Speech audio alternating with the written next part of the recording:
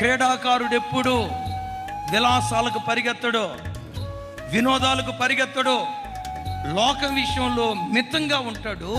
తాను తలపెట్టిన కార్యక్రమంలో అపరిమితంగా ఉండటం ప్రారంభిస్తాడు. క్రైస్తవుడా, నువ్వు వినోదం కోసం పరిగెత్తే ప్రేక్షకుడివి కాదు. మైదాన భూమిలో కథన రంగంలో కాలు పెట్టి ప్రత్యర్థితో పోరాడే పోరాట యోధుడివి. ఎప్పుడు నీ మనసులో ఇది మర్చిపోకు. ఎందుకు ఈ సెల్ ఫోన్తో ఈ టైంపాస్? ఎందుకు ఈ ఫేస్బుక్తో నాకు ఈ టైంపాస్?